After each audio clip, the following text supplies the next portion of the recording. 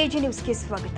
5-6 ದಿನಗಳಿಂದ ನಾಪತ್ತೆಯಾಗಿ ಹುಡುಕಾಟದ ಬಳಿಕ ಮೃತದೇಹವಾಗಿ ಪತ್ತೆಯಾದ ಕಡಬ ತಾಲೂಕಿನ ಬಿಳಿನೆಲೆ ಗ್ರಾಮದ ಮಂಗ್ಲಿ ಮಜಲು ನಿವಾಸಿ ಸಂದೀಪ್ ಗೌಡ ಎಂಬ ಯುವಕನನ್ನ ಆತನ ಸ್ನೇಹಿತನೇ ಕೊಲೆಗೈದು ಸುಟ್ಟು ಹಾಕಲು ಯತ್ನಿಸಿದ್ದಾನೆಂಬ ವಿಚಾರ ತಡವಾಗಿ ಬೆಳಕಿಗೆ ಬಂದಿದೆ. ಸುಬ್ರಹ್ಮಣ್ಯ ರೈಲು ನಿಲ್ದಾಣದಿಂದ ಸುಮಾರು 1.5 ಕಿಲೋಮೀಟರ್ ದೂರದ ನಾರಡ್ಕ ಎಂಬಲ್ಲಿನ ಕಾಡಲ್ಲಿ ಸಂದೀಪ್ ಗೌಡ ಮೃತದೇಹ ಕೊಳೆತ ಸ್ಥಿತಿಯಲ್ಲಿ ಸೋಮವಾರ ಪತ್ತೆಯಾಗಿದೆ. ಸಂದೀಪ್ನನ್ನ ಆತನ ಸ್ನೇಹಿತ ನಿಟ್ಟಣ್ಣ ನಿವಾಸಿ ಪ್ರತೀಕ್ ನಿಟ್ಟಣ್ಣ ಎಂಬಾತ ರೈಲು ನಿಲ್ದಾಣದ ಬಳಿಯ ಗುಡ್ಡಿಯಲ್ಲಿ ಕಬ್ಬಿಣದ ರಾಡ್ನಿಂದ ಹೊಡೆದು ಕೊಲೆಗೈದಿದ್ದಾನೆ. ಬಳಿಕ ಆತನ ಮೃತದೇಹವನ್ನ ಕಾಡಿನೊಳಗೆ ಕೊಂಡೊಯ್ದು ಸುಟ್ಟು ಹಾಕಲು ಯತ್ನಿಸಿರುವುದು ಪೊಲೀಸ್ ತನಿಖೆಯಿಂದ ಬಯಲಾಗಿದೆ. ಮರ್ದಾಳದಲ್ಲಿ ವಿನಯ್ ಎಂಬುವರೊಂದಿಗೆ ಶಾಮಿಯಾನ ಹಾಕುವ ಕೆಲಸ ಮಾಡ್ತಾ ಇದ್ದ ಸಂದೀಪ್ನ 27ರಂದು ಕೆಲಸಕ್ಕೆಂದು ಮನೆಯಿಂದ ತೆರಳಿ ಸಂಜೆ ಮನೆಗೆ ವಾಪಸ್ ಆಗಿರಲಿಲ್ಲ. ಈ ಬಗ್ಗೆ ವಿನಯ್ರಲ್ಲಿ ಸಂದೀಪ್ ತಾಯಿ ವಿಚಾರಿಸಿದ್ದಾರೆ. ಆಗ ಸಂದೀಪ್ ಸ್ನೇಹಿತ ಪ್ರತೀಕ್ನೊಂದಿಗೆ ಆತನ ಕಾರಲ್ಲಿ ಹೋಗಿರುವುದಾಗಿ ತಿಳಿದು ಬಂದಿದೆ. ಆ ಬಳಿಕ ಹುಡುಕಿದ್ರೂ ಕೂಡ ಸಂದೀಪ್ ಸಿಕ್ಕಿರಲಿಲ್ಲ. ಈ ಬಗ್ಗೆ ಕಡಬ ಠಾಣೆಗೆ ದೂರು ನೀಡಲಾಗಿತ್ತು. ಅದರಂತೆ ಸಂದೀಪ್ನನ್ನ ಕಾರಲ್ಲಿ ಕರೆದೊಯ್ದಿದ್ದ ಪ್ರತೀಕ್ ಹಾಗೂ ಇನ್ನೋರ್ವನನ್ನ ಪೊಲೀಸರು ರವಿವಾರ ರಾತ್ರಿ ವಶಕ್ಕೆ ಪಡೆದು ವಿಚಾರಣೆ ಮಾಡಿದಾಗ ಕೊಲೆಯ ರಹಸ್ಯ ಬಯಲಾಗಿದೆ. ಕೊಲೆಗೆ ಸ್ಪಷ್ಟ ಕಾರಣ ಪೊಲೀಸ್ ತನಿಖೆಯಿಂದ ಮಾತ್ರ ತಿಳಿದು ಬರಬೇಕಾಗಿದೆ.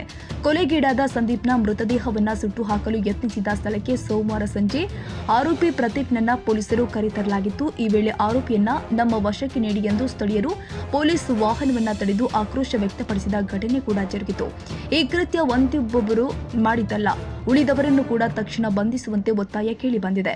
ಬಿಳಿನೆಲೆ ಭಾಗದಲ್ಲಿ ಗಾಂಜಾ ಮಾರಾಟ ಸಕ್ರಿಯವಾಗಿರುವ ಆರೋಪ ಕೇಳಿಬಂದಿತು. ಪ್ರಕರಣದ ಆರೋಪಿಗಳನ್ನ ರಕ್ಷಿಸುವ ನಿಟ್ಟಿನಲ್ಲಿ ರಾಜಕೀಯ ಒತ್ತಡವಿದೆ ಎಂಬ ಆರೋಪವೂ ಕೂಡ ಇದೆ ಎಂಬ ವಿಚಾರ ಬೆಳಕಿಗೆ ಬಂದಿದೆ.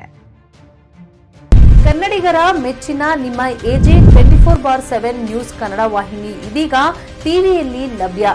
ವೇಳೆ ನೋಟಿಸ್ ಕೊಟ್ಟಿದ್ರೆ ವಾಪಸ್ ತಗೋತೀವಿ. ಇವತ್ತು ವಕ್ಫ್ ಪ್ರಾಪರ್ಟಿ ಅಂತೇಳಿ ಬರ್ತದೆ ಅಂತ ಹೇಳಿದ್ರೆ ರೈತರು ಬೀದಿಗೆ ಬಂದ್ರೆ ಏನ್ ಮಾಡ್ಬೇಕಾಗತ್ತೆ? ಯಾರು ವೋಟ್ ಹಾಕಿಲ್ಲ ಅಂದ್ರೆ ಗ್ಯಾರಂಟಿನೆಲ್ಲ ಸ್ಟಾಪ್ ಮಾಡ್ಬಿಡ್ತೀವಿ.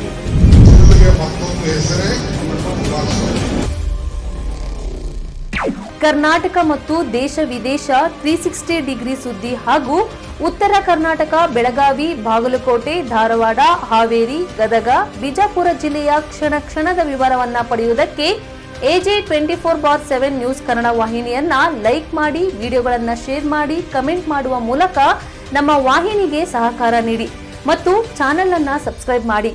ಧನ್ಯವಾದಗಳು.